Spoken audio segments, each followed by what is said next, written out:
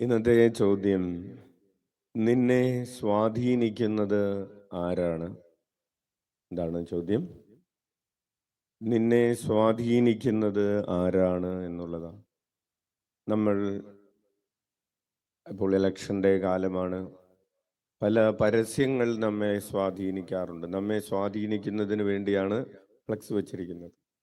അല്ലെങ്കിൽ പലതരത്തിൽ പരസ്യങ്ങൾ വരുമ്പോൾ, ഫോൺ തുറക്കുമ്പോൾ, യൂട്യൂബ് തുറക്കുമ്പോൾ, അല്ലെങ്കിൽ അനൗൺസ്മെന്റ് വാഹനങ്ങളൊക്കെ നടക്കുന്നതൊക്കെ എല്ലാം പോസ്റ്റർ എല്ലാം സ്വാധീനിക്കുന്നതിന് വേണ്ടിയാണ്.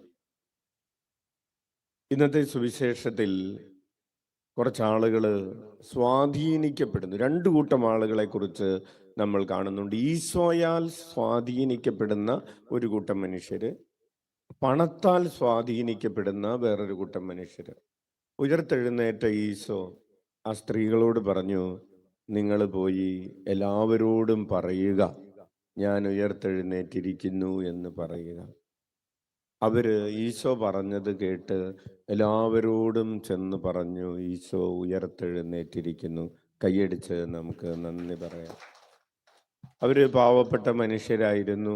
അവർക്ക് ഈശോ പ്രത്യക്ഷപ്പെട്ടിട്ട് ഈശോ പറഞ്ഞു, അവരതനുസരിച്ചു. അവർ ഈശോയാൽ സ്വാധീനിക്കപ്പെട്ടു. മറ്റൊരു കൂട്ടം മനുഷ്യര്, അവർ പടയാളികളായിരുന്നു. അവർ ശരിക്കു പറഞ്ഞാൽ ഈശോയുടെ ആ ഉയർപ്പ് ഏകദേശം കണ്ടവരാണ്. ഭൂമി കുലുങ്ങുന്നതും കല്ലറകൾ പിളർക്കപ്പെടുന്നതും കർത്താവ് പുറത്തേക്ക് പോകുന്നതൊക്കെ കണ്ടവരാണ്. അവര് ചെന്നിട്ട് ഭരണാധികാരികളോട് പറഞ്ഞു, ഇങ്ങനെയൊക്കെ സംഭവിച്ചു, ശരിക്കും ഞങ്ങൾ കണ്ണുകൊണ്ട് കണ്ടതാ. അപ്പൊ അവര് പറഞ്ഞു, നിങ്ങൾ ഇത് ആരോടും പറയരുത്, നിങ്ങൾ ഇത് ആരോടും പറയരുതെന്ന് പറഞ്ഞിട്ട് അവർക്ക് കുറച്ച് കാശും കൊടുത്തു.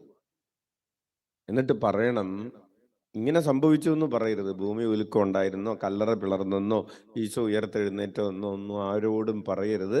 പകരം പറയണം, ഞങ്ങൾ ഉറങ്ങിക്കിടന്നപ്പോൾ ശിഷ്യന്മാർ വന്ന് ഈശോയുടെ ശരീരം മോഷ്ടിച്ചു കൊണ്ടുപോയി എന്ന് പറയണം. കാശും കൊടുത്തു. അപ്പൊ അവര് എല്ലാവരോടും, ഈ ആൾക്കാർ തങ്ങൾക്ക് കാശ് ആരാണോ തന്നത് അവര് പറഞ്ഞതനുസരിച്ച് എല്ലാവരോടും പറഞ്ഞു. സ്വന്തം അനുഭവത്തെ പോലും അവര് തള്ളിപ്പറയുകയാണ്. എന്നിട്ട് പണത്താൽ സ്വാധീനിക്കപ്പെടുകയാണ്. പ്രിയപ്പെട്ടവരെ, നമ്മൾ ഇതിൽ ഏത് കൂട്ടത്തിൽ പെടും എന്നതാണ് ചോദ്യം. ലോകത്താൽ സ്വാധീനിക്കപ്പെടുന്ന മനുഷ്യരുണ്ട്, ദൈവത്താൽ സ്വാധീനിക്കപ്പെടുന്ന മനുഷ്യരുണ്ട്. ഒരു ഒരു കുട്ടിയുടെ ഒരു പ്രത്യേക രോഗം സുഖപ്പെട്ടു. ഒരു ബ്രസ്റ്റ് ക്യാൻസർ ആണ് മാറിയത്. ബ്രസ്റ്റിലുണ്ടായിരുന്ന ഒരു മുഴ മാറി.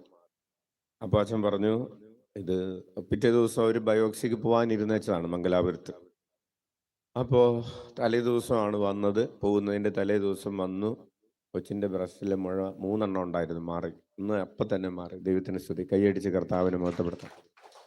അപ്പോൾ അച്ഛൻ പറഞ്ഞു, അടുത്ത വ്യാഴാഴ്ച സാക്ഷ്യം പറഞ്ഞേക്കണമെന്ന് പറഞ്ഞു. ആ വീട്ടിൽ ചെന്ന് കഴിഞ്ഞപ്പോൾ കുറച്ച് ആൾക്കാർ പറഞ്ഞു, വീട്ടുകാർ, ഈ സാക്ഷിയൊന്നും പറയണ്ട, കൊച്ചിന് ഇങ്ങനെ മുഴ ഉണ്ടായെന്ന് ആൾക്കാർ കേട്ട് കഴിഞ്ഞാൽ പിന്നെ കൊച്ചിൻ്റെ കല്യാണം നടക്കാനൊക്കെ പ്രയാസമായിരിക്കുന്നു. അപ്പോൾ അങ്ങനെ അത് പറഞ്ഞില്ല. അപ്പോൾ പ്രിയപ്പെട്ടവരെ, നമ്മൾ അച്ഛനെ കുറിച്ച് ജസ്റ്റ് ഒരു ഉദാഹരണം പറഞ്ഞതാണ്. അതുപോലെ നമ്മളുടെ അനുദിന ജീവിതത്തിൽ നമ്മെ സ്വാധീനിക്കുന്ന ലോകത്തിൻ്റെ ചില ചിന്താഗതികളുണ്ട്, ദൈവത്തിൻ്റെ ചിന്താഗതികളുണ്ട്. ചിലർ ചിന്തിക്കുന്നത് പള്ളിയിൽ പോകുന്നത് സമയനഷ്ടമാണെന്ന് ചിന്തിക്കും. അല്ലെങ്കിൽ ഒരു ധ്യാനം കൂടാൻ പോകുന്നത് സമയനഷ്ടമാണ് എന്ന് ചിന്തിക്കും.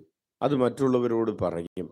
അപ്പോൾ അതിനാൽ പരിഹസിക്കും. സ്വാധീനിക്കപ്പെടുന്ന മനുഷ്യരുണ്ട് ലോകത്തില്. ഇനി അപ്പോൾ നമ്മൾ യൂട്യൂബിൽ കാണുന്നതും സയൻസ് അതും ഇതും സോഷ്യൽ മീഡിയയിലുള്ളതും ഒക്കെ അതിനാൽ ലോകത്തിൻ്റെ പല കാര്യങ്ങളാൽ സ്വാധീനിക്കപ്പെടുന്നവര്. നമ്മൾ ഇന്ന് പ്രത്യേകമായി പ്രാർത്ഥിക്കേണ്ട ഒരു കാര്യം, ദൈവത്താൽ ആകർഷിക്കപ്പെടുന്നവരും സ്വാധീനിക്കപ്പെടുന്നവരും കർത്താവിൻ്റെ വഴികളിലൂടെ നടക്കുന്നവരും ദൈവം പറയാൻ ആവശ്യപ്പെടുന്ന കാര്യങ്ങൾ പറയുന്നവരും പറയരുത് എന്ന് പറയുന്ന കാര്യങ്ങൾ പറയാതിരിക്കുന്നവരുമായി തീരാൻ നമുക്ക് ആഗ്രഹിക്കാം, പ്രാർത്ഥിക്കാം. അതാണ് ഉദ്ധാനത്തിൻ്റെ ജീവിതം. കണ്ണുകളടക്കം. ലോകത്തിന് മരിച്ച്